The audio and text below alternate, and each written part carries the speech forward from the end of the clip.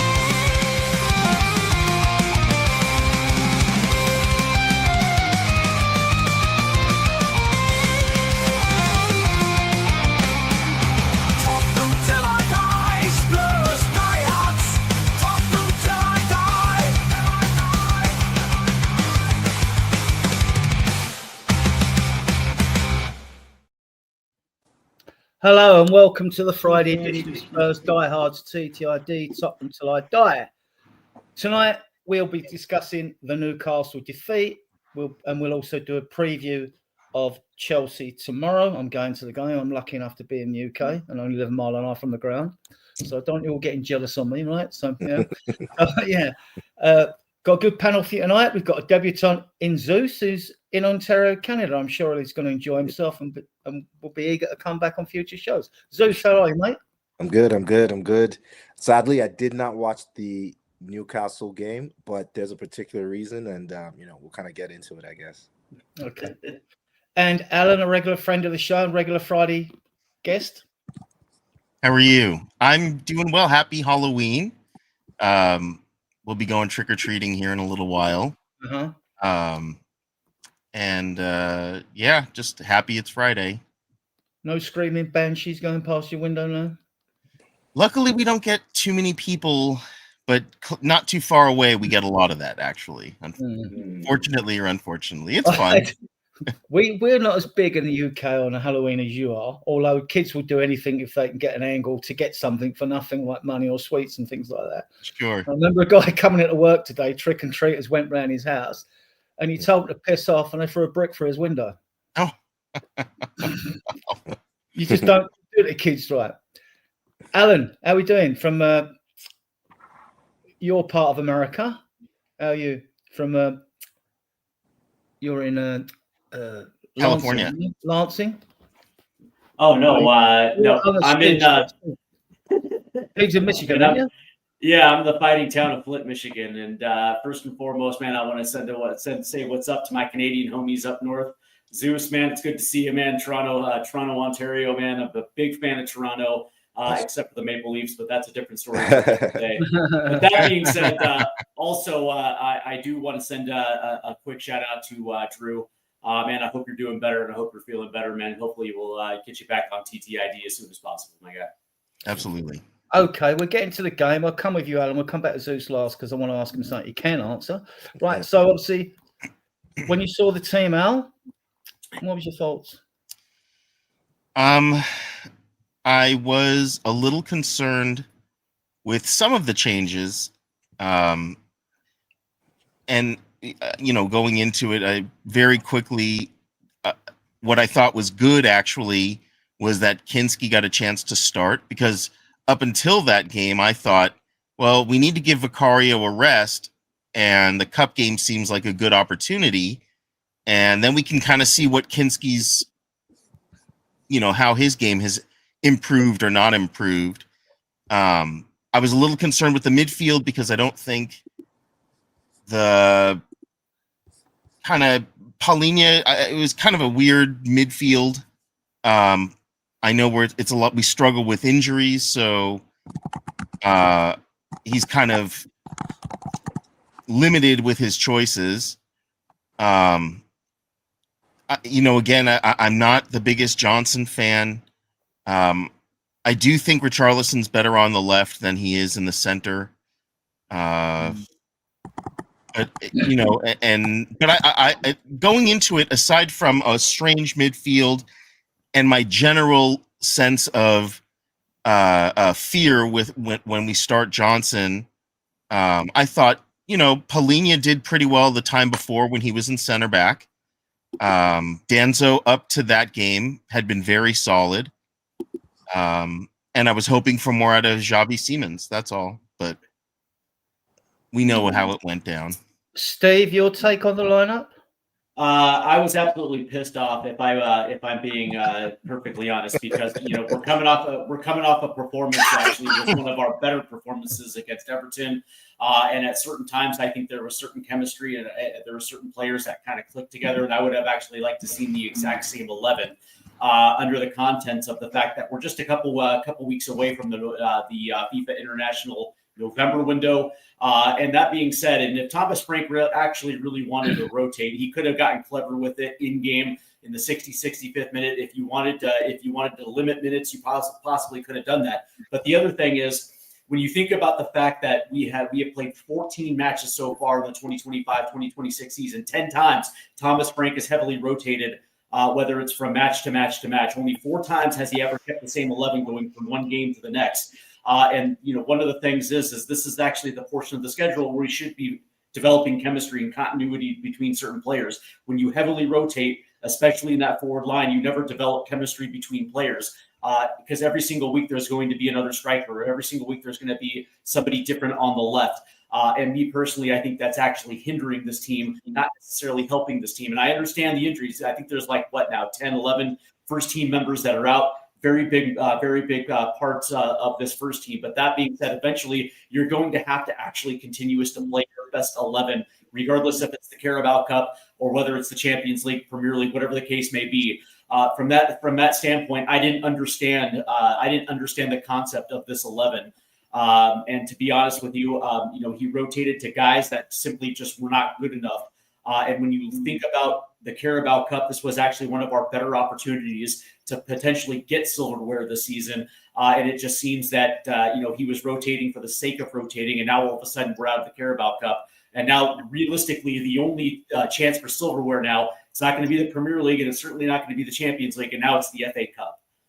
And so from that standpoint, we kind of rotated ourselves out of the Carabao Cup before we even gave ourselves an opportunity to potentially push on and kick on and win it.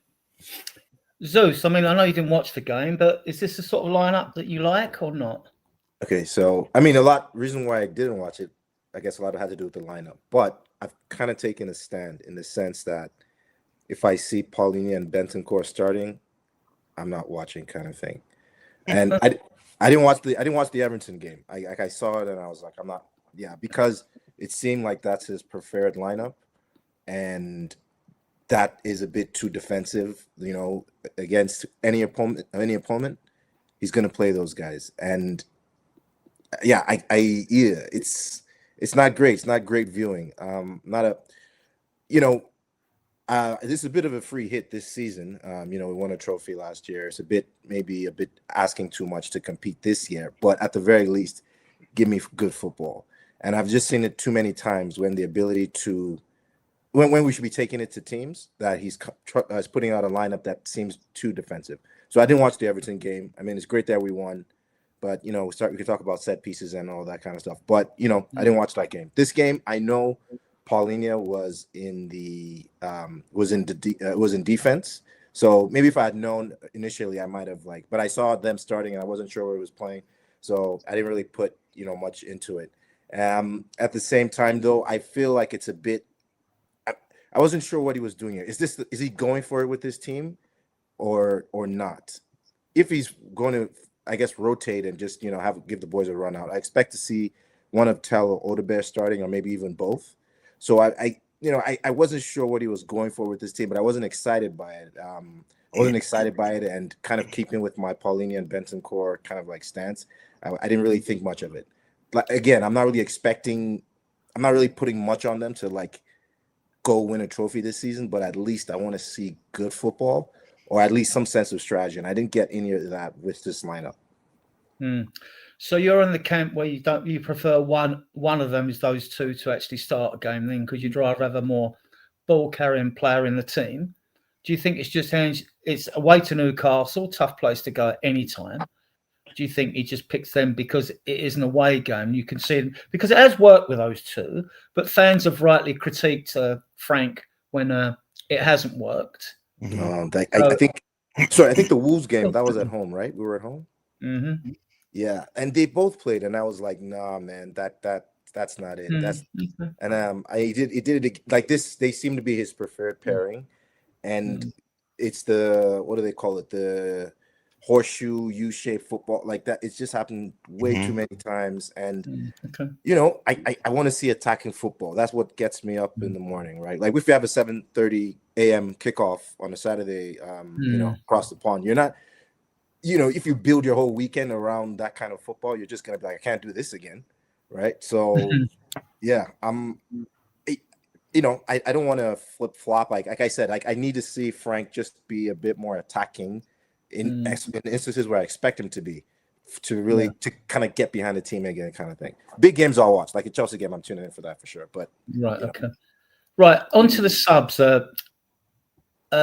Steve, I'll come to you now. Not the strongest subs bench. Few good bodies on there, but not the strongest. I know about the youngsters. I know Gunter. I like Gunter as a goalkeeper. Watched him in the 21s when he won everything. He's been out on loan. He got bashed because he's playing for a poor non-league side. But Alou Cessi's a ball-carrying midfielder. He's a talent. Will he ever get at Spurs? Like most, I watched the under-21s. I watched all the games, and they're all conquering double-winning season and things like that. And you know that most eventually will be sold, but they'll have good careers and all end up millionaires anyways because the talent there is phenomenal, right? Scarlett, I know about. I watched him when he was 17 as a striker. He's a good finisher. Always scores when he's away from England. And Rousewell's in there because he's a fullback.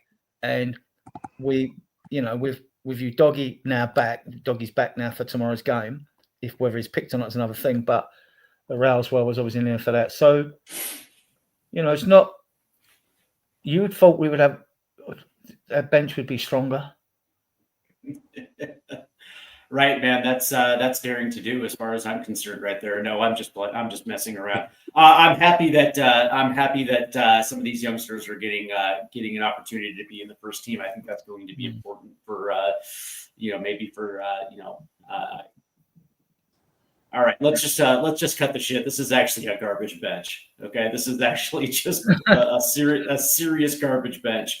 And again, I don't understand it. Right, this is a competition that, again, that was there for Spurs to win. At the end of the day, right, we are historically known as a cup winning team, a cup winning side.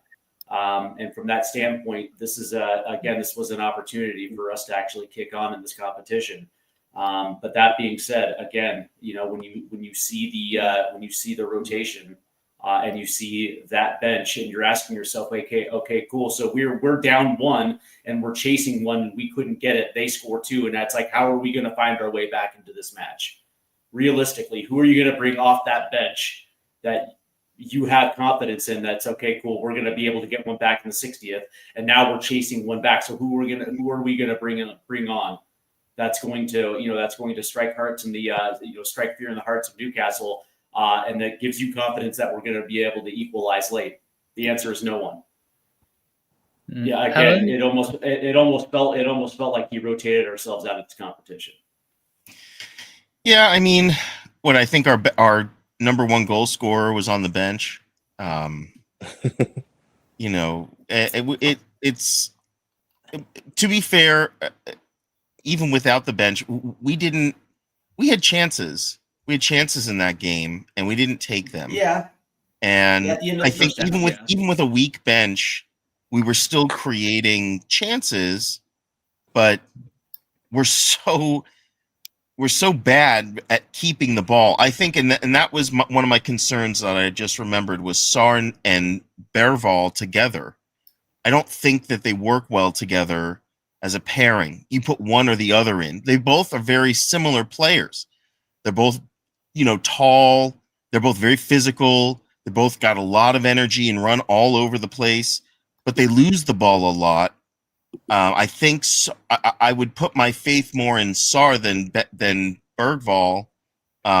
Sar scores and has put in some beautiful goals, and some of them in just when we needed them. So I would have put one or the other and maybe changed it up. I know he tried to sit Kudus, but you can't weaken our line so much. Dropping Kudus, I think, weakens our line tremendously. So I think until we have people back, until people like Kulu is back and other players back, we kind of can't drop certain players. And maybe this game wasn't the right game to rotate. And I think it's evident by the bench that we have. There really aren't that many opportunities to give. I mean, who do you give the opportunity to? I guess if you think, I can't imagine the fans would have been cool if he started Oluseyi, and I don't even know who Rosewell is. It's a fullback. I understand resting VDV. I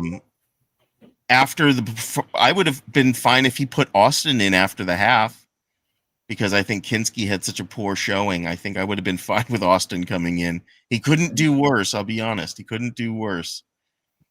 Or Gunter. He could have put in Gunter, right? And given him a chance. I didn't see it. It was a weird setup, and I think it was a weird bench to have. And yeah, it was a tough game. Just a tough game. We're at St. James Park, where we haven't won, I think, in like 3 years. And they have a much more physical team. I've mentioned it here a couple of times. We struggle against physical teams. Like West Ham tends to be very physical with us. Newcastle, very physical with us. And they have players. They have some of the tallest players in the league. In Dan Burn and Fabian Scher and some of those other guys are just beasts. They're just huge. So they dominate the air, which made it difficult because we become sort of a set piece team, which, for better or worse, I'm noticing a trend in the better teams. We say Arsenal's a set piece team, but we're becoming kind of a set piece team, I think, which may be the way that everybody's going, and everyone just becomes amazing at set pieces, and that's where goals are made. I don't know if that's where games are going, but I don't know what you guys think about that. Zeus, I mean, we had 10 players out. It's going to be 7 tomorrow for tomorrow's game. I'll come on to them later when we do something about when we discuss Chelsea. So I can understand why this bench looks a bit weak, but sorry to kind of cut you off there a little bit, but I know we have injuries, but I'm not kind of on board with that narrative. Okay, so Kulu's out, Madison is pretty much out the entire season. Solanke, I guess, but I thought, like, with the window that we had, we got more than enough replacements. One issue with the dead leg, that's been quite taking a toll on the team. But I don't think we should be suffering or be using that as an excuse, because we kind of had these injuries in place for the most part, and that and these guys came in. So with the squad Frank has, I'm like, we should be doing better. Like I'm not giving him the excuse of injuries or anything of that sort. But looking at the bench though, or at the starting lineup too, I would have preferred if we had done something similar to what Liverpool did.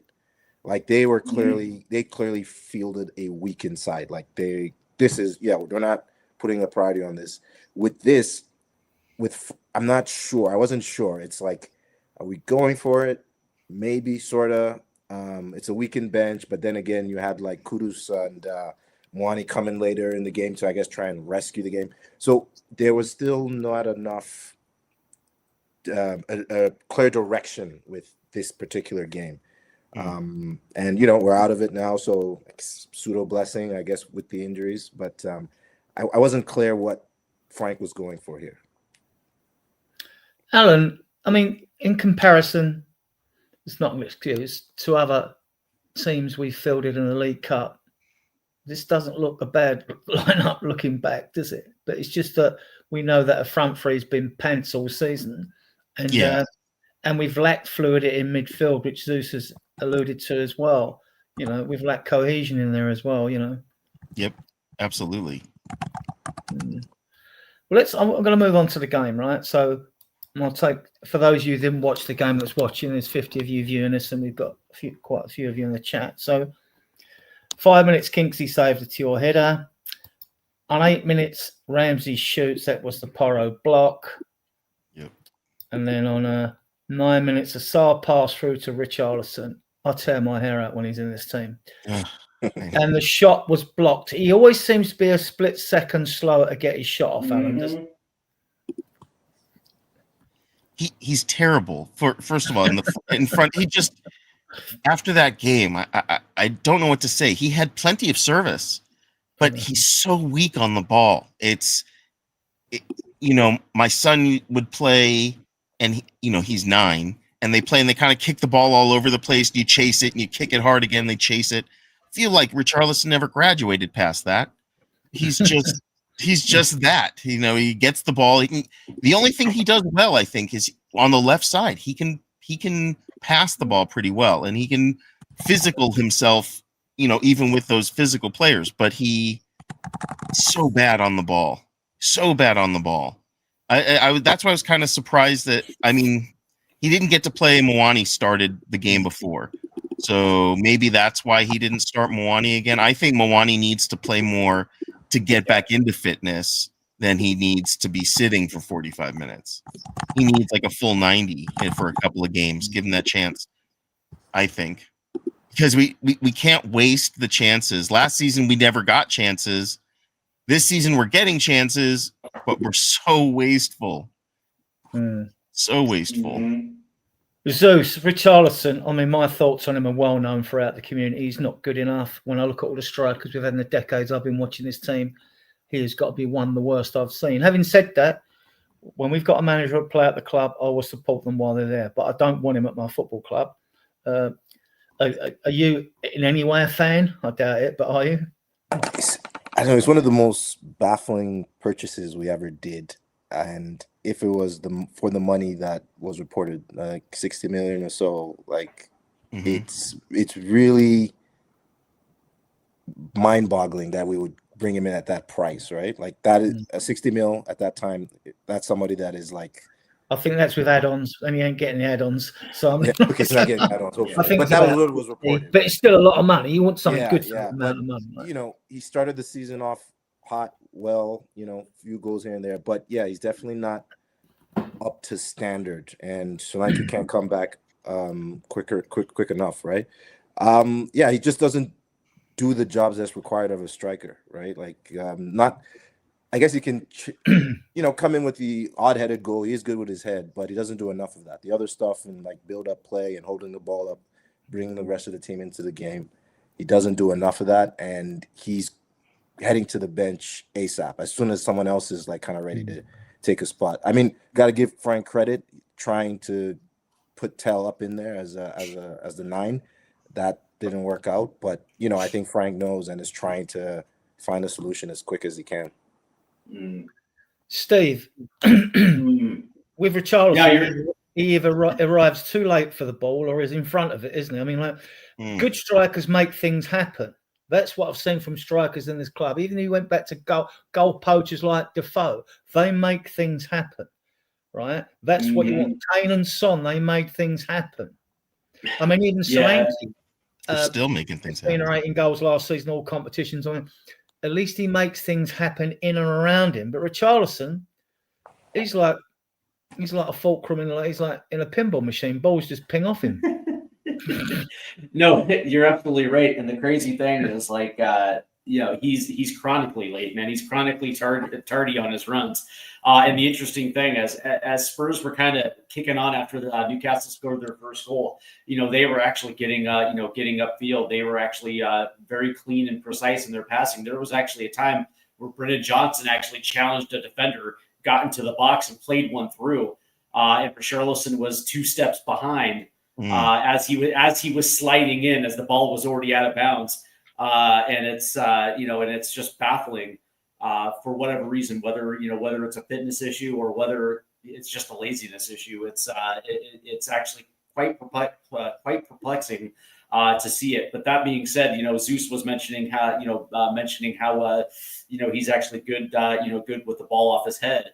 And there was an opportunity there right at the end of the first half at the set piece, and that ball got played in beautifully. Right to Richarlison, and he headed it straight into the chest of Aaron Ramsdale. You know what I mean? And it's just you're kind of sitting there watching it, thinking to yourself like, yeah, dude, this guy is not a Premier League player. It's actually kind of ridiculous that he's in this rotation. Right. On 11 minutes, it was a good Newcastle move. The ball come across the Barnes on the left, and he shoots narrowly wide. It'd been easy to get it on target. Harry didn't score from this, I don't know. Right. 15 minutes. Sarr gave Johnson a good ball, and he just miscued it, didn't he? He just screwed it wide. Yeah. 24 minutes. Right. This raised a bit of controversy on a lot of podcasts and all the media outlets as well. 24 minutes, 1-0 Newcastle, Fabian Schär. Tonali corner, but Spence was supposed to be marking Schär, and he was down, replacing his boot and doing up the laces. And before Spence could get back into position, the referee blows. They take the corner where Spence should be, and they score. We can't really use this as an excuse, though, Alan, can we? No, I think it was a bad decision on Jed Spence's part, because he had to pull out the laces, right? He wanted to redo the lacing on his boot. And I think he was just trying to slow down the process. And I think he got the ref's buy-in, but then the ref blew the whistle. I mean, kick the boot off, play without the boot in that moment, just do something, if you need to, but he didn't really show any sense of urgency, and it fouled up everything. Because everyone was concentrating on him, at least our players kind of were. They seemed all out of position, and that's how they scored their first goal. Steve, your take on it? Yeah, the interesting thing is, I think Spence took a full minute worrying about his boot. Meanwhile, everybody was out of sorts. That's the type of thing where Spence actually has to be a little bit heads up and actually find himself back into position, boot or no boot. I think Alan is absolutely right. Just kick the boot to the side. Yeah. Get yourself back into position, because obviously it was that moment where Newcastle was able to capitalize, and it's. Again, it's baffling. It's baffling to see these type of mistakes.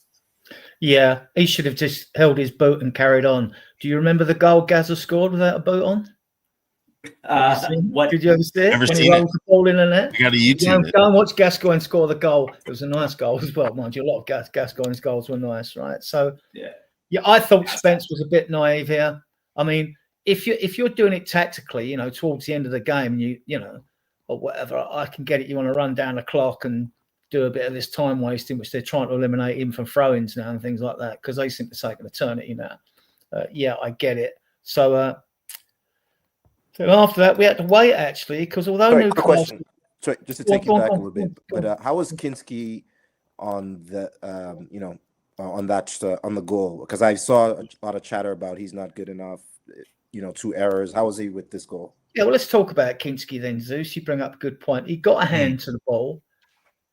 And look, I mean, he's no shorty. I mean, looked like he could have done better to me. But that's easy to say in hindsight and being a hindsight critic.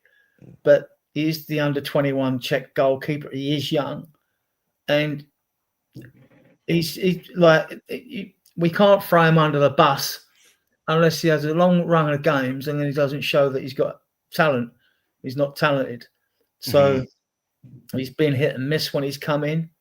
I mean, he fumbled that shot against Villarreal in the FA Cup in the first few minutes. He just let it slip right through his body, didn't he, and go in the net. Do you remember the FA Cup game away?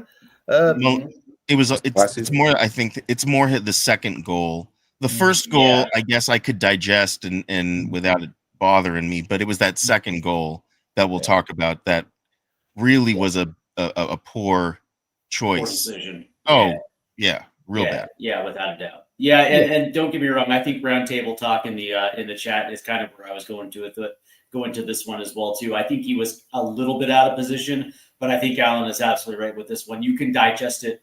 You can digest that goal, considering it wasn't necessarily a killer at the time. There was still plenty of game left to try to put yourself back into position. But yeah, you're absolutely right. The second goal was absolutely inexcusable. Yeah, you didn't see it, Zeus, but I agree with that. Although Danso had a part to play in the goal as well, because he tried to be fancy to come out, and the ball goes to Willock. Willock hits the ball over, and then Voltemar, that 19-foot German that plays up front for him, headed the ball in. But Kingsky's come. If you're the goalkeeper, you'll come. That's your responsibility. It's your fault. You take the goal. But Danso gave the ball away before that in a position that got recycled for the cross to come in. So Kingsky hasn't done himself any favours with Spurs fans at the moment. So we may yet see him in if we qualify for the latter stage of the Champions League. Whether we get in the top 8 or not is another issue. But if we finish in the 16 below, then we go through anyway. So I think we're going to go through. Well, we will. Then we might see him again, unless we get a very low-level team in the FA Cup in January, in the first week of January. I think he's going to find himself on the bench. But we do have, we've got Fabianotti, haven't we, the goalkeeping coach. He was with Liverpool in Germany beforehand, top-rated coach. We've seen slight improvements in Vicario's game. He still needs to improve his distribution, but now I'm going off from what's name to what's name. So, yeah, so let's move on with the game. We got away with one on the 41st minute when Barnes, that was an open goal when he skied it. And it just, they say, I got this off the One Football app, but he said I wasn't sure at the time if it hit the bar or just went over, but does it matter really? It hit the bar. It hit the bar. Yeah. And then this was Richarlison. The Porro free kick, Danso far post header to Richarlison, who headed it straight at Ramsdale. You mentioned this earlier, Alan, didn't you? Yep. Yeah. Steve mentioned. Good. Yeah. Porro put in a. It was Porro that put in a beautiful ball, and actually it hit essentially it hit Richarlison clean, and he just put a bad move. He just put a bad movement on the ball with his head, and it literally just went right into the chest of Ramsdale. Right, I'm going to go through the chat before this second half because there's 22 that was commented. I've got to scroll back 3, 6. Oops.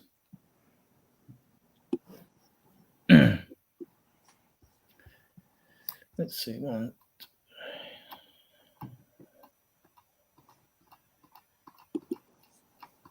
Right, I think it's back to here. Bing guys come in. Oh yes, we've done this one.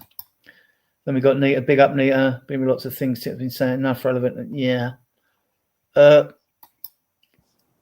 think the only thing that when managers come out and talk about the team's out of the game, all you want to know is who's injured and got through the game, because everything else they tell, you can lose 5-0, defend for 90 minutes and they'll still try and put a positive spin on it. Yeah.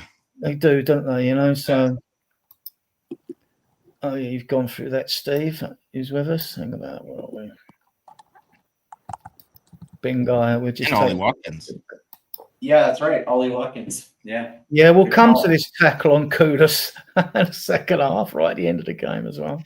The ref was abysmal. I think we can all agree on that.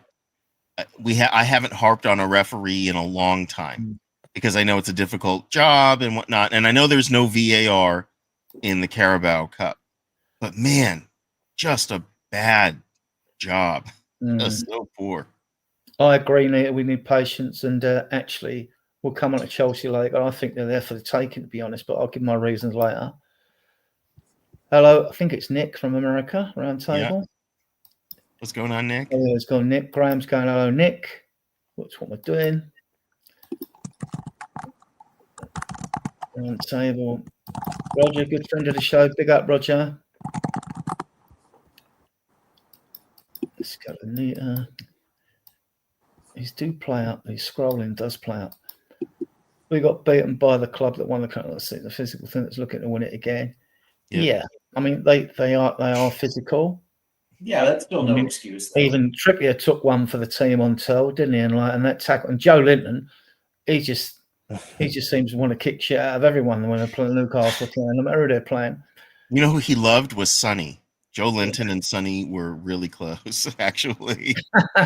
Nearly joined at the hip, probably. Yeah. Yeah. Oh, we done this yet? Why is it not? Probably would not have happened if it was Sonny there. Yeah, facts. Yeah, they have the, they did bully us. Nige, hello, Nige. If this will, I'm clicking on these and they ain't coming up. Yeah. No, it's come up. That's what I wanted. Big up, chaps. Yeah, what's up, Nige? Big up, Nige. Cannot believe he's a brilliant footballer. Yes, he's not doing their heritage any good, is he? Richie's going, evening all. That's a rumor. I hope it's not a rumor. I hope it's true. Yeah. He loves Everton and they love him. Some joke, yeah. And come on, the game was tough. Damn at that moment. I think he's talking about Spence. Yeah. Evening, Daniel. Goals. Let me keep us safe then. Yeah.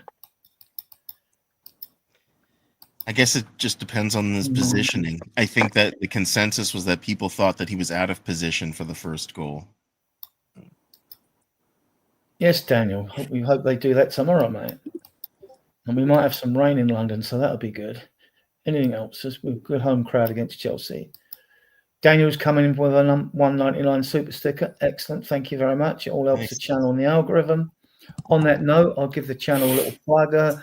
As those regulars will know that we go every Tuesday, Friday and Sunday. I normally host Tuesday or Wednesday if it's Europe. Drew, who's got an absence of leave at the moment, hosts Friday usually. And the MF hosts on a Sunday.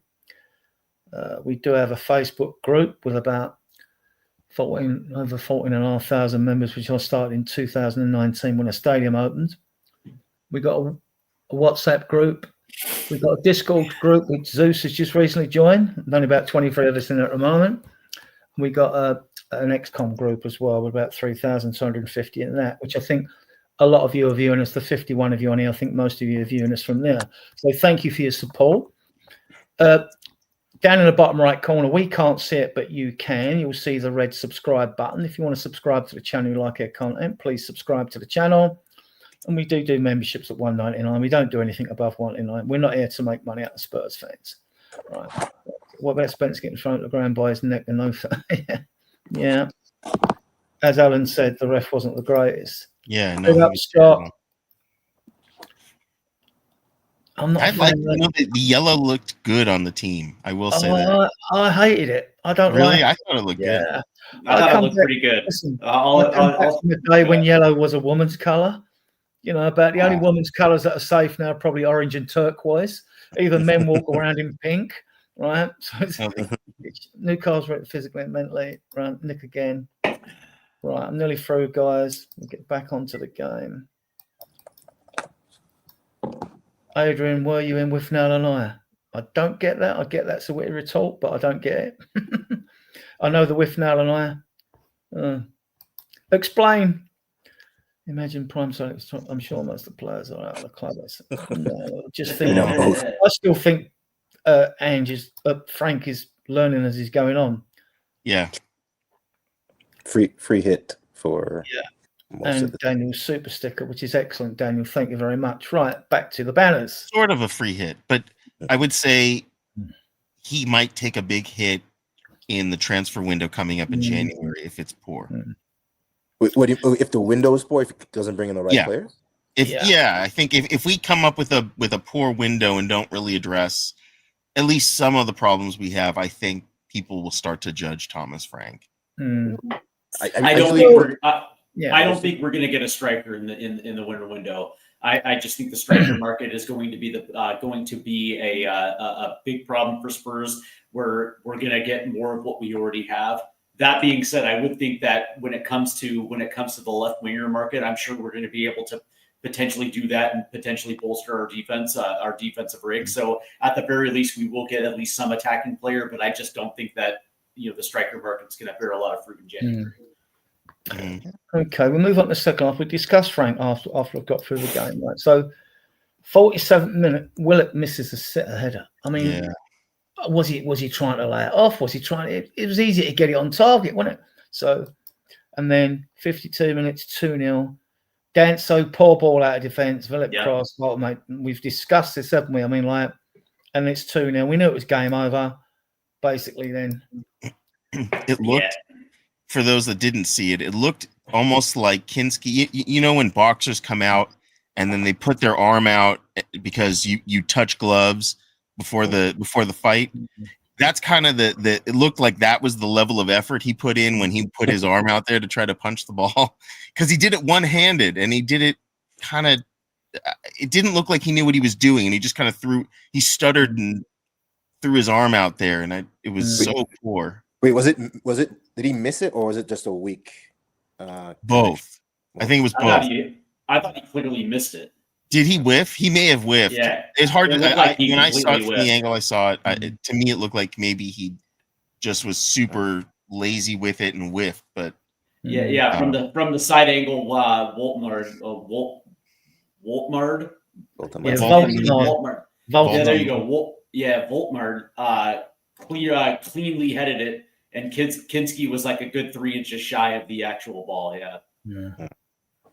He'd been better off staying on his line. That's easy to say now. Yeah.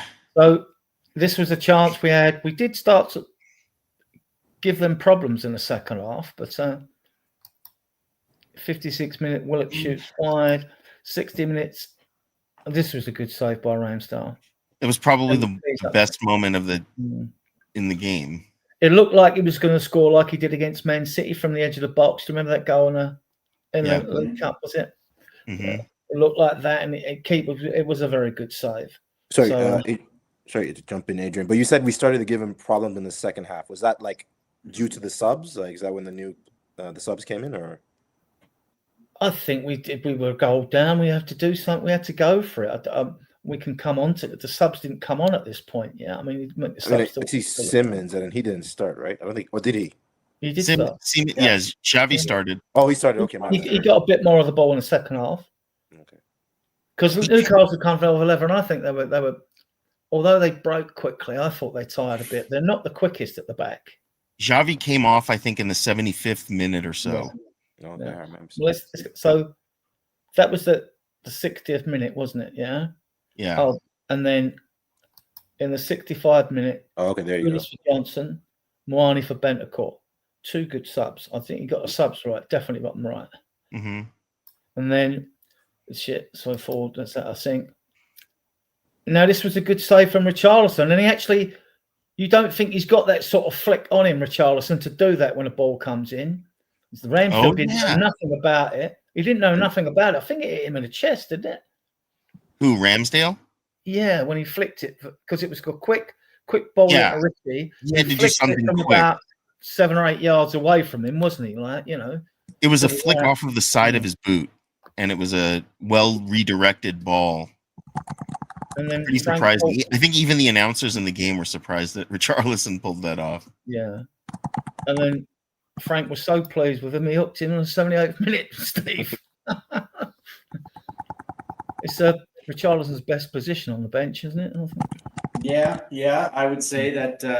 Dude, he's a Premier League 11 on the bench. Yeah. I'm going to stay with you, Steve. What did you make of this with the ref? Joe Lynn yellow card, scissors grips Kudus. Zeus, he had both legs wrapped around Kudus once the tackle was meant on the ground, and he wouldn't let him get up. This was a deliberate attempt to stop him getting up, right? Yeah. What was your take on Well, it? my take is Joe Linton is a dirty player to begin with anyways, right? So he's got a history of making these type of plays to begin with anyways. And by the way, I'm not surprised. I'm not surprised. That being said, I guess the question to ask you guys is, Adrian, and also you, Alan, was this more than just a yellow? Like, did you look at this and be like, well, this is probably a red? Oh yeah, I thought it was a red. I mean, I thought that between the action of the scissor takedown, it was like something out of the WWE. The way he got both, because he got both legs up and he brought him down. And Kudus takes a lot of physical hits because he is so good on the ball. He's able to shrug it all off. But the way Joe Linton went after him, it looked menacing. Like it wasn't the average tackle that Kudus usually has to deal with. So when he reacted the way he reacted, you knew this was probably worse than it needed to be. Just going through a few in the his chat. hands. Part of the bus. Yeah. Well, we're playing a very unfortunately, we play I think with the midfield that we had. Bergvall and Sard, they didn't help the midfield. Yeah. Right. So that was in the 86th minute. So we're done with the game. Mm-hmm. So what's your take on Frank? Because we're sitting all right in the league. We did wonder whether he could cope with a game every 3 days. But in Europe, he's got us 2 away draws and a win at home.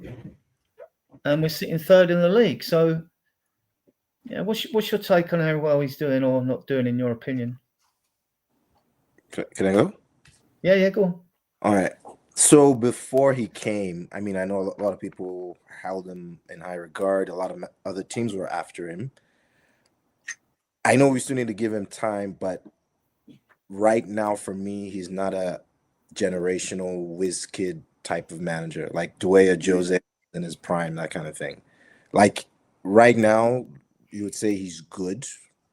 The results have been satisfactory, but ideally, I was hoping we would get someone that, like a Wenger or Alex Ferguson. That's ideally what you want. But now he's a good manager, and there've been quite a few of those. And I know it's still early, but for me, yes, he's a good manager. But we need to start. We're not with the way we're going. We're not going to be an elite team, right? Like we can kind of posy along, and we might finish top 6, top 4, but at this rate, we would never challenge for the title and be elite. So good, but not great yet. Is how my summation of it. Steve, we knew more about Frank than we did when we brought Poch in. Poch wasn't the first choice. He was a virtually unknown, wasn't he? Yeah. The interesting thing is that I don't know, man. Like he's been far more risk averse than he actually has been more. Taking not taking risks is risks. That's his famous line from the preseason. But that being said, one of the things that I do like about his setup is that we're hard to break down, and from that standpoint, we're pretty much in every single game. That being said, the constant rotation when it comes to the midfield and also the attacking 3, I think it's kind of put us in a bad position because we have yet to really find out exactly who our best goal scorers are. We have yet to find some consistency and continuity between players because of it. And so from that standpoint, I think when it comes to the attack, he's been far more risk averse than not. That being said, when you look at the standings and when you look at the points haul so far, I guess you could say he's doing something right with the talent that he has at his disposal. From that standpoint, okay, fine. But that being said, it's like you're wondering when he's actually going to just have a game where he's going to take risks and he's going to get numbers forward. And it's going to be something that, we saw towards the end of his Brentford spell, where that wasn't really an issue at all. That being said, they had a little bit better talent than we possess right now. So maybe that's going to come after the January window. But that being said, it's like, I don't know, man. Like it's a mixed bag as far as I'm concerned for me with Thomas Frank. On the one hand, again, we're in a good spot. But that being said, it's like, we're going to find out tomorrow what this team and their mentality is really all about. Alan, I mean, Yes. he's got. The biggest concern for most fans is we know that he could pick any 7 at the back, including goalkeepers, really, that can play when they're all fit. We know the midfield. Zeus has alluded to what he doesn't like to see in midfield, but when they're fit, when you even got Gray, Sarr, and Bergvall fit to go with Paulina and Bentancur, and we know we're waiting on Kula and Maddison to come back if he ever does come back from the injury. So he seems to have he's got it right in midfield at times, right? But the front three, he's got to find blends of front three, not just the front three, because you can't play this Kudus every game. You can't play Kudus every game, but by the same token, we don't have anybody to replace Kudus with that can do even remotely what he does. We just don't have it. And we lost Sonny, so we don't have anybody on the left. And if you take Kudus out, now we have nobody on the right, and we truly have 3 people in the front. It's like playing with 7 up front instead, on the field instead of 10. It because they're so ineffective up front. And I think, Xavi, I'm starting to get a little concerned with Xavi. I know he's new. We talked about this last time. He's new to everything, new to the country, new to the Premier League, new to this team. And that's a lot. And when you're young, that's a lot. I don't know if my early 20s I could have done that kind of thing.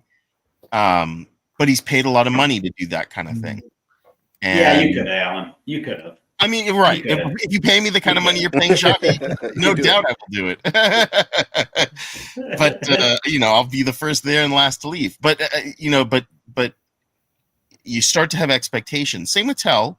When you pay a certain amount of money, you have a reasonable expectation. And I think with Xavi, we're almost weaker in the midfield because of him right now, the way he's playing. And I don't know if he has to just play through that, or if he has to maybe take a couple of games to sit and just get his head back on straight, or to, kind of absorb things. I don't know. Or how about play him and Kolo Muani together for 3 straight games? Kolo Muani and Kudus for 3 straight games, and just let those guys figure out their movements together on the pitch, figure out exactly where they're going to be.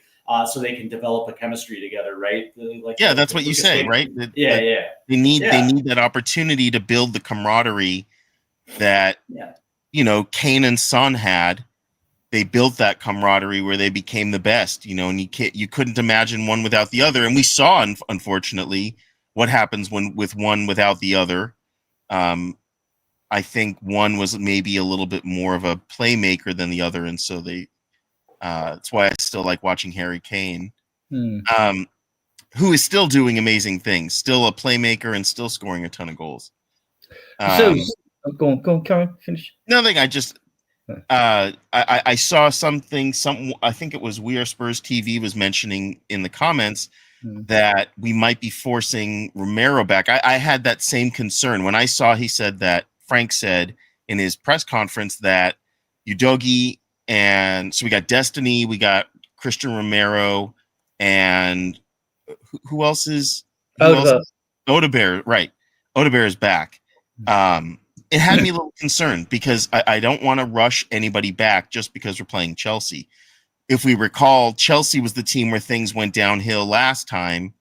Was it 2 seasons ago, or was it last season? It was 2 seasons ago when things really went to hell when we played against Chelsea. We got all those red cards, and I think, was it Romero and Van de Ven? Someone got injured. was a bunch of But Yeah, it was, Yeah, I'm with Zeus on that because with his what he's alluded to earlier when he says that Frank is a bit risk averse. Those players may be on the bench, they may start, but I don't see Frank starting them unless they're fit because I just think he's that bit cautious that he wouldn't do that. But I want to talk about Simmons, Zeus. I mean, when I look at real Liverpool, quick, Adrian, I got to run. okay, thanks for coming on. We'll get you. See you Oh, next thank week. you guys. peace. Okay, yeah. Simmons, Zeus. I mean, I like the player. There's definitely a player. You're on mute. Can't hear you. Who's on mute? I'm not on mute. Can you hear me, Steve? Yeah, still Yeah, I can't can hear you. I can hear you. Can you hear I me, can't. Zeus? Let me. Oh, you was on I'm gonna mute. dip out and come back in. No, can you hear me now? All right. Oh, he's dipped out and come back. Hmm. Right. Okay. I'll go through the chat while he's there's about 12 comments we've missed. If I scroll back too far.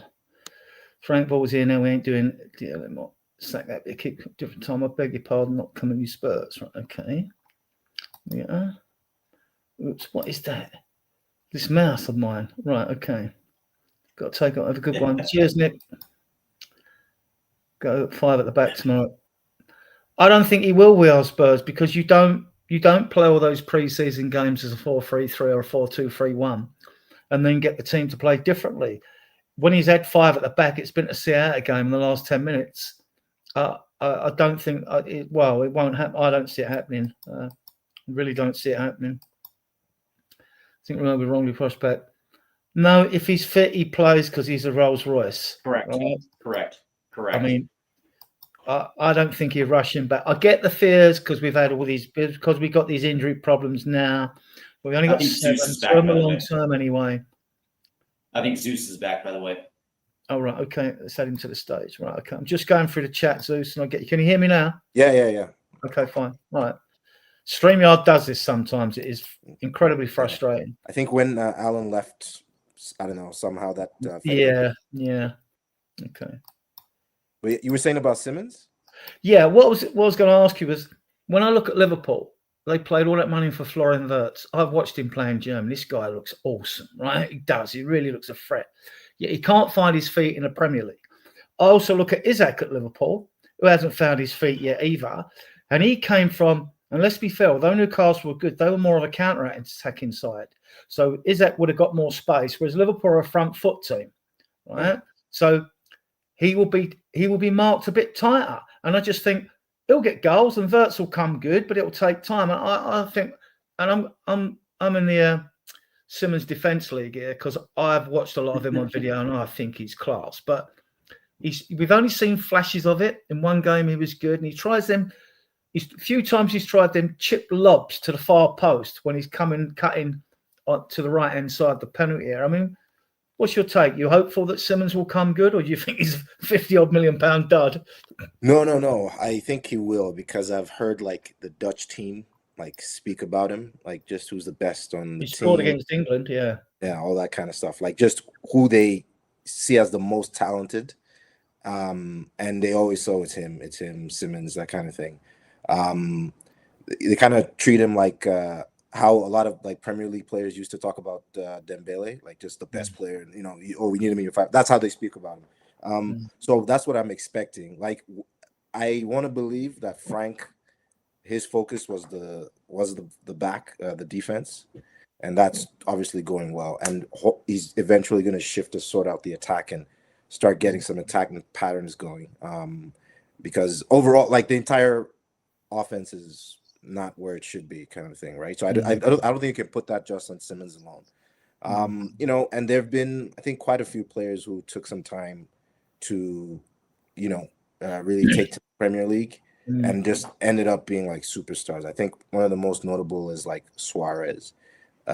So, you know, he became like almost like legendary status kind of thing. So I kind of I'm hoping he's in that same mode. Maybe take a few games, first quarter of the season, maybe the first half even. And then after that, it kicks on. Yeah, I can give you another good example. When Son come to Spurs from Bayer Leverkusen, after the first season, he wanted to leave. Yeah. He wanted to leave. It just and that was a season. And look what we got. One of the best goal scorers we've had at the club. Right.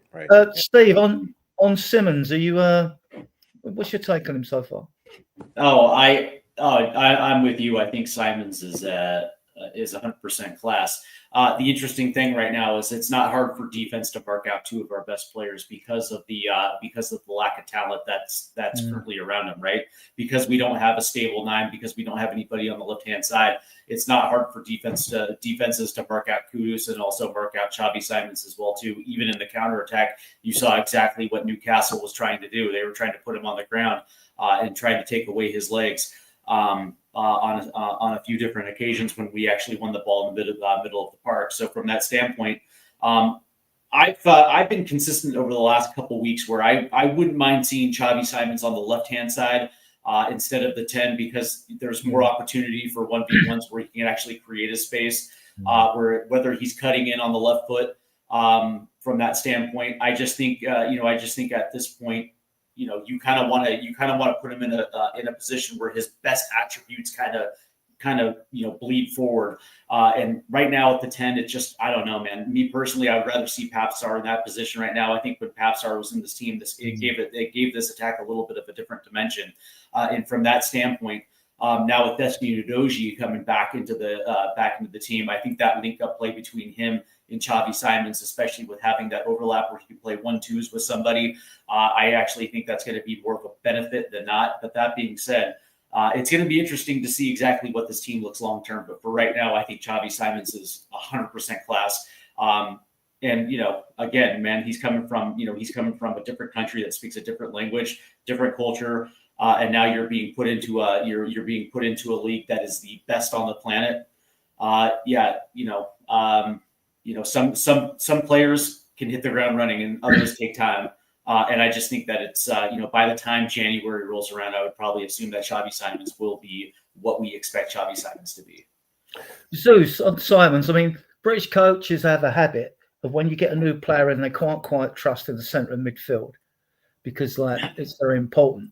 They stick him out on the left. And when Modric's come to Spurs, he had to earn the right to play in the middle. He was played on the left. He was played on the left, even though we had Bale, right? Modric was played on the left-hand side of the midfield before he earned the right to play through the centre.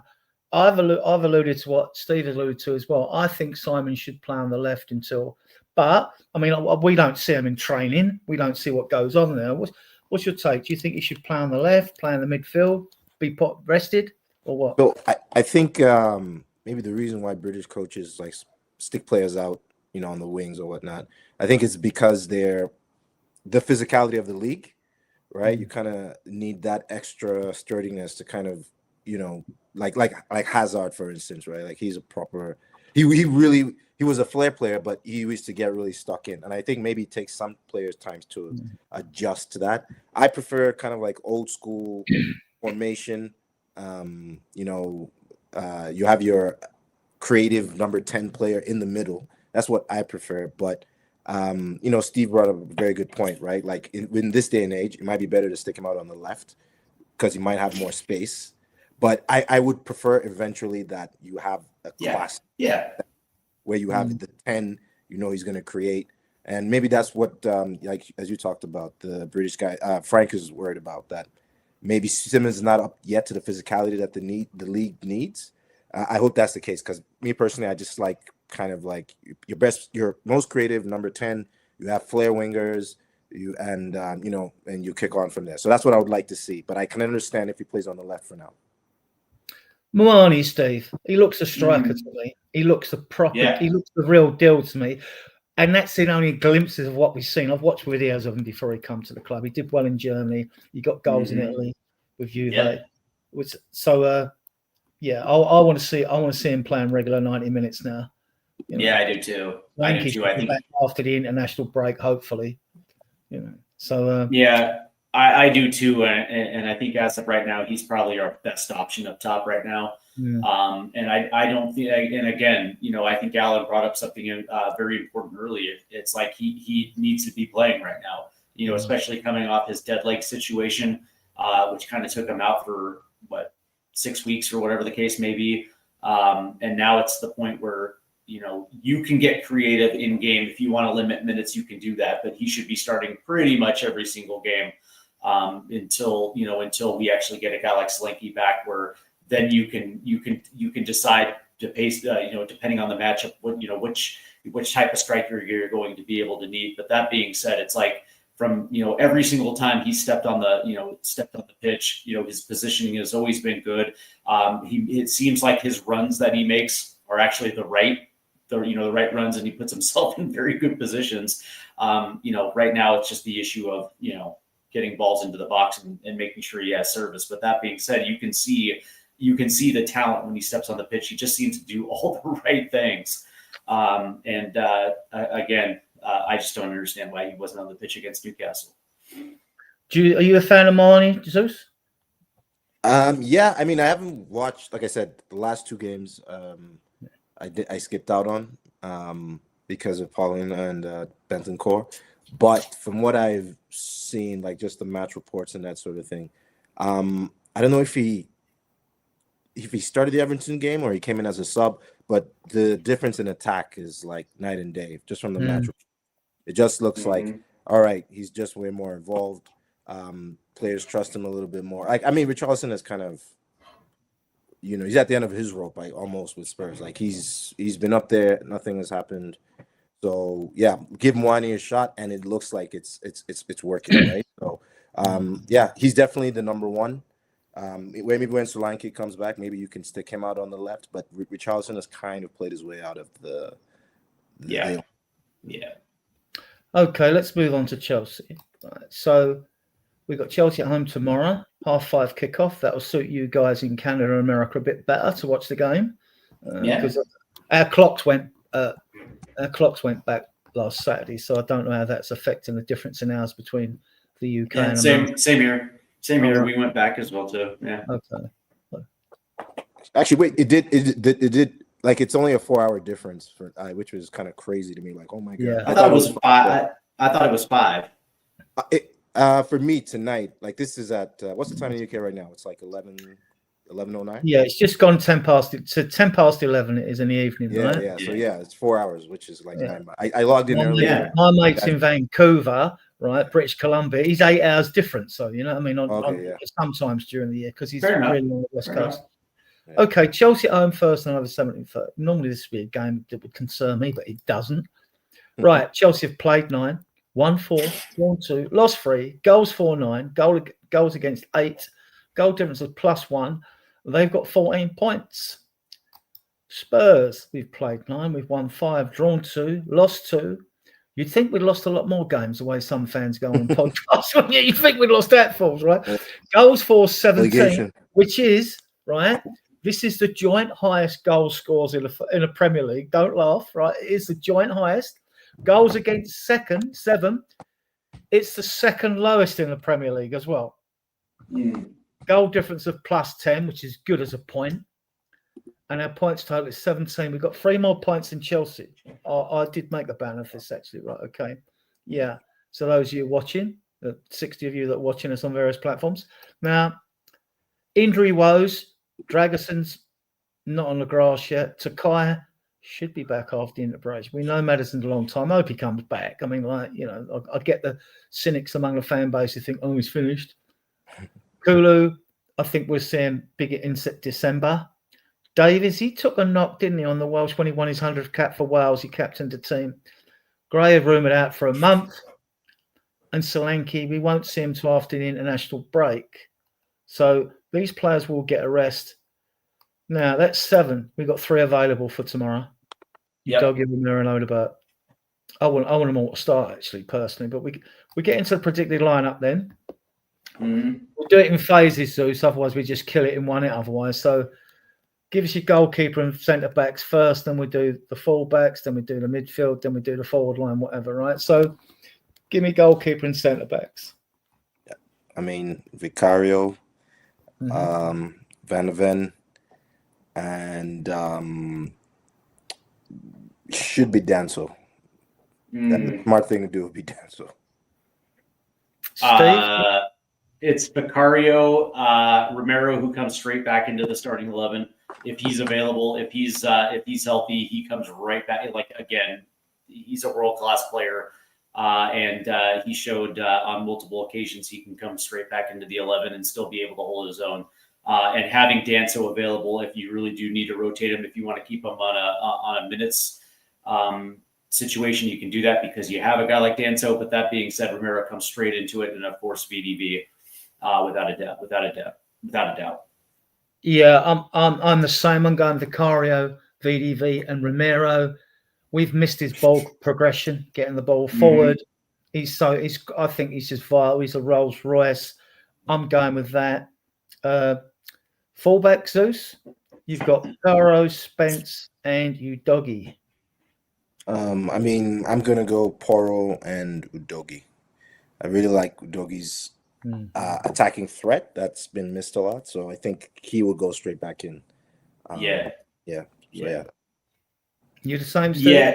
Yeah. Poro on the right hand side, and then I got Udogie on the left, and I think Udogie just gives his team a far different attacking.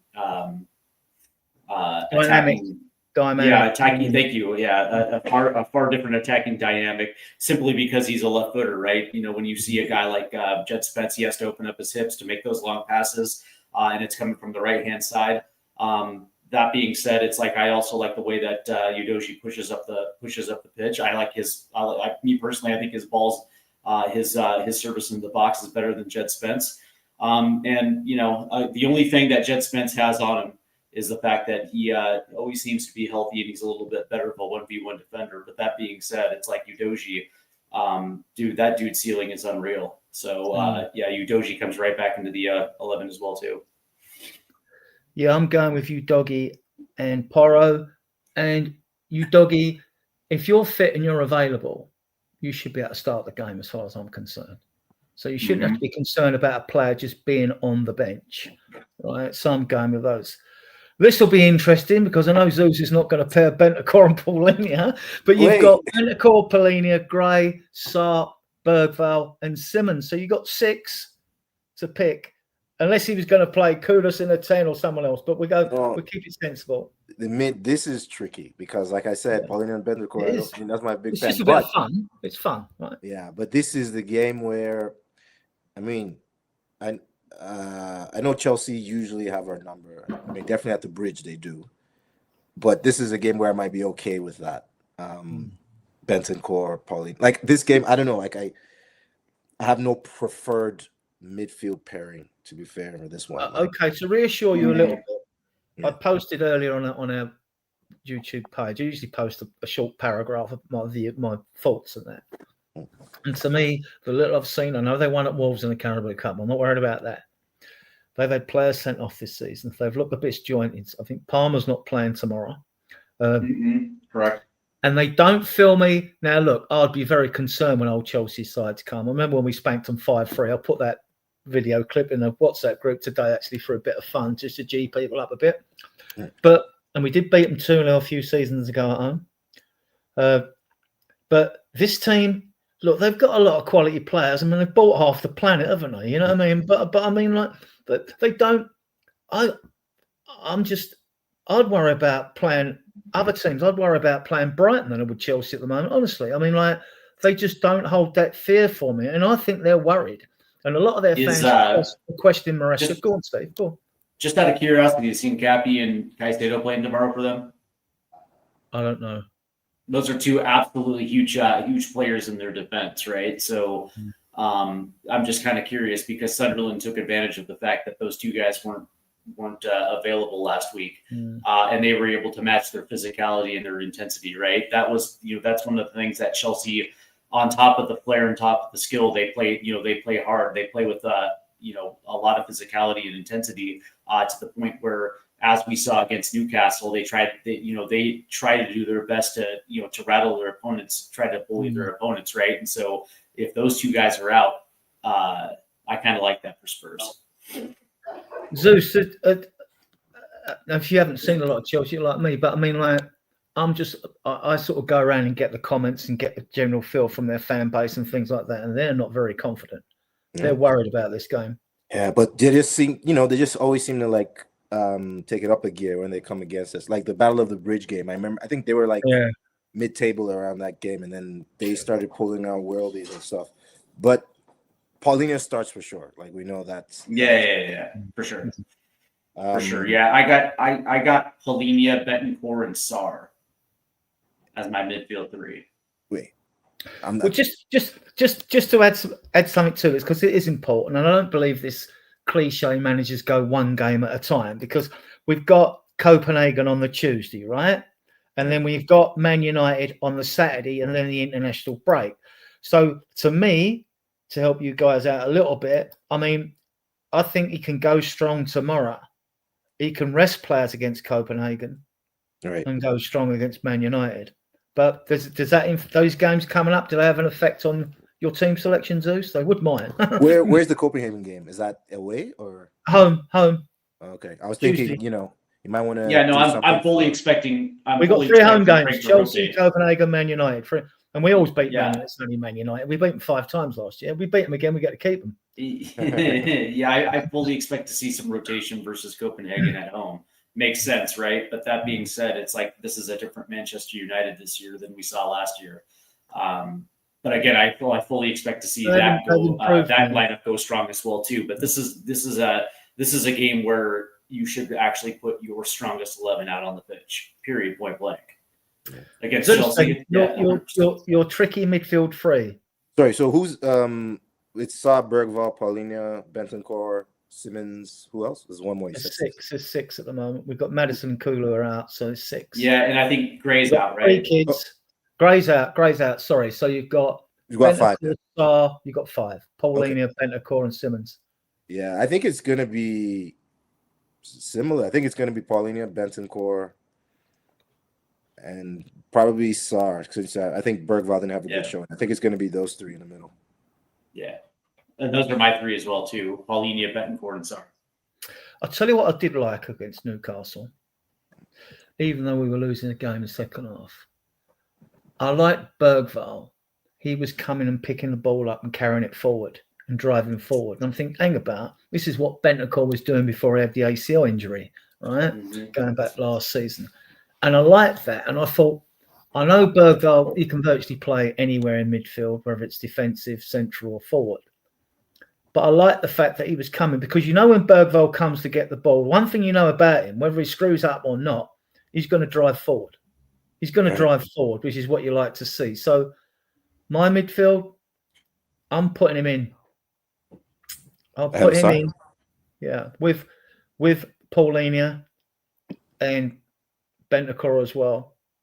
And Saar's been excellent. He's no reason to be dropped out the side, but you could even play him and go quite physical, and then have Kudus and Moani, and it might mean that Simmons comes off the bench later. Question: so Bergvall had a good game against Newcastle? Is that? Well, you lose a game, so to say anyone has a good game. I liked what he was doing in the game. I see him. He was coming back to the first third of the pitch, our first third, picking the ball up and trying to drive forward with it. And I thought, we need someone to do that in that team, because he'll do it quicker than Bentancur can do that. He did it before his ACL, but Bergvall he charges forward. He does it quicker, and I like that. But I want to see more of it, obviously. So you could play Saar. You could play. You could give him the 10 role, and you could play Saar a bit deeper. I mean, it means Simmons being on the bench and just going with Marnie and Kudus. Because at times against Newcastle, you didn't see the game, Zeus. It was like we were playing 4-4-2. We were 4-3-3, but Kudus was playing more as an inside right, Steve, wasn't he, in that game? He played as an inside right, virtually off of Richarlison.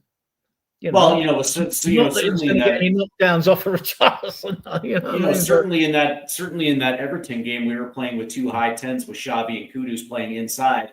Johnson was flexed out wide right, and Jed Spence was a lone winger, essentially playing a wing back off the left hand side. So there were times, especially in that Newcastle game, where you saw Kudus shade a little bit more centrally, but. I certainly don't think this is going to be a game where Xavi gets dropped to the bench. I can't see that happening at all. Yeah, I get that. I mean, I'll probably be wrong, but that's okay. I can stand with being wrong. I mean, I'm really, I think we really get second guess Frank, but to put the extra graph in midfield, it might come across as being a bit conservative, but Sunderland matched them to win that game at Stamford Bridge. Yeah. They matched and they ground them out.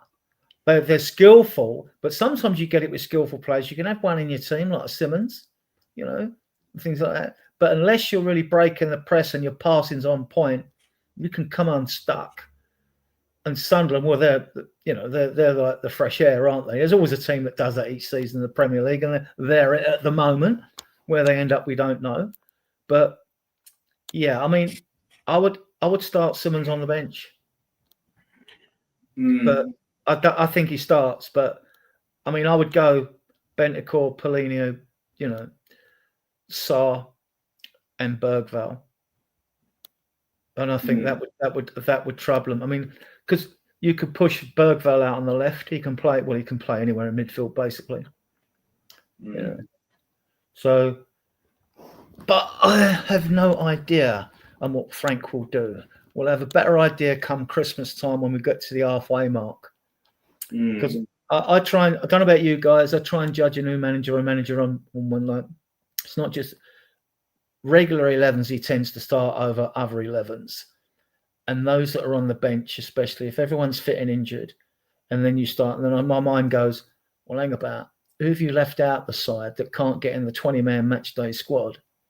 What is it they're not doing in training to not even get on the bench, And then you can get an idea of the manager's league mind. In cup games, right, it's hard because they're one-offs. Like, all right, but it's a bit different in the Champions League because it is a league, isn't it? So, and we should qualify even if we have to go at the playoffs, right? But we ain't winning. We're not winning it, are we? We're not winning the league. So we're looking to try and finish 5th, 6th, or 7th because we could win that Europa League again quite easily. And perhaps, or is it down to the draw, the FA Cup? Yeah. Okay, so we've front threes, guys. Zeus, give us a front three. Toss all them strikers up in the air and find out which three come down. You're muted, mate. I think you're muted. My bad. Yeah, so I think this is easier than the mid for me anyways, but most likely want to see the best 11 on the pitch. So Simmons, Mwani, and Kudus. Yeah. That's a good three. Yeah, I got the exact same three. Simmons on the left, Kudus on the right, and Kolomwani up top. But I do have to take off, guys. And Zeus. Yeah, we're ending now anyway. So okay. Right. And I'll give you my quick score prediction. I'm going for a 2-2 draw tomorrow. I think that one. I think that's probably going to end up playing out that way. So you guys take off. You guys take care. Have a great night, guys. All right. Thanks for having me. Thanks for coming on. We'll see you next week. I'm going for a Spurs win. I can't hear you again. I'm gonna. Yeah. You muted. I can't hear you again. I'm gonna. You can't hear me again. I don't know why. All right. You can't hear me at all. I don't know what's going wrong there.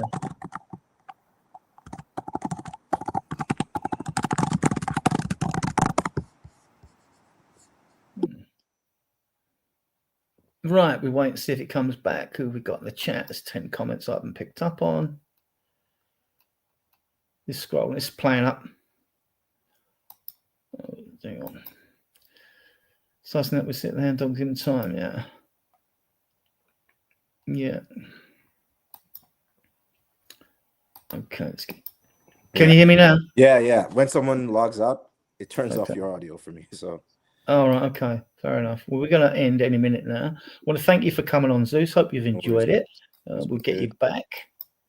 Once we get our claws in here, no escape. Right? So that's the banner's done.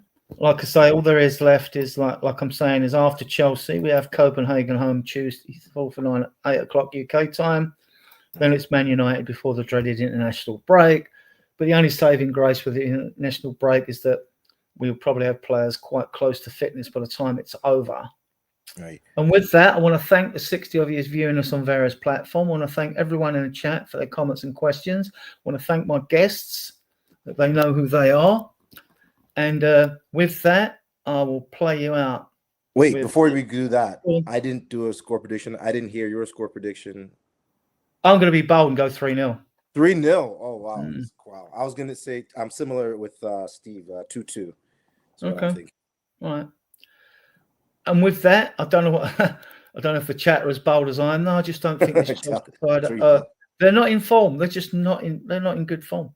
Yeah. We'll see. And with that, thank you all once again. Thank you for watching us on various platforms. Like I say, if you like our content, you can see the red subscribe button in the bottom right hand corner. Please hit the subscribe button. Like we say, memberships are open for $1.99. You can do super chats and super stickers if you wish, to get your questions answered on the shows. And with that, I'm going to end the show and thank you all again.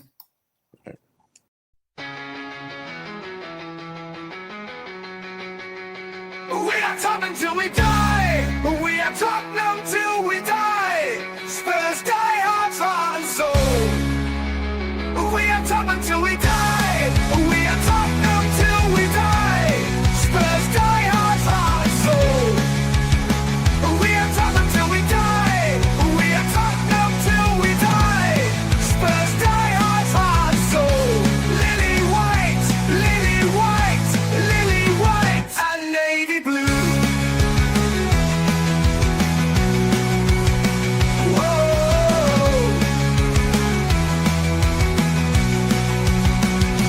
Tottenham till we die. We are Tottenham till we die. Spurs die, heart and soul. Lily white, and navy blue.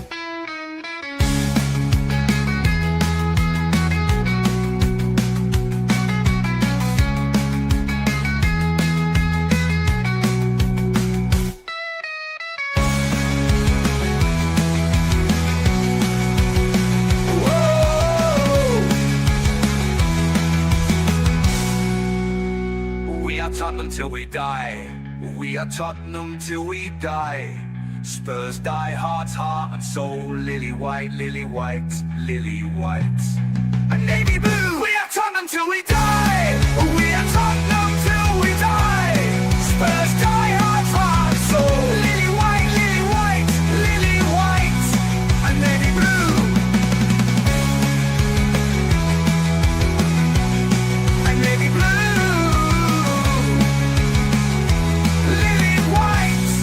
Navy blue.